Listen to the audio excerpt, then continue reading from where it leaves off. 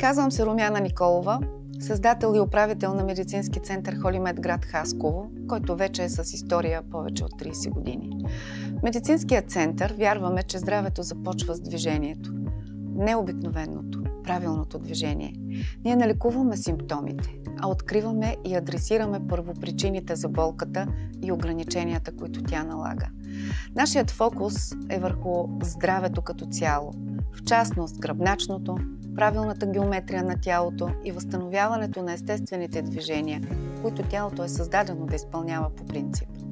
Специализираме в работата с хора с тежки състояния, след инсулт и отпадна симптоматика, хора с гръбначни проблеми, изкривявания, кифоза, сколиоза, лордоза, дискови хернии, хронична болка в кръста, във врата, ставни проблеми, които засягат всички стави, колене, тазобедрени, рамене, диабетна невропатия и нарушена сетивност, последиците от обездвижването и така нареченият офис синдром, заседналия начин на живот при тежки заболявания, което предполага и усложнения.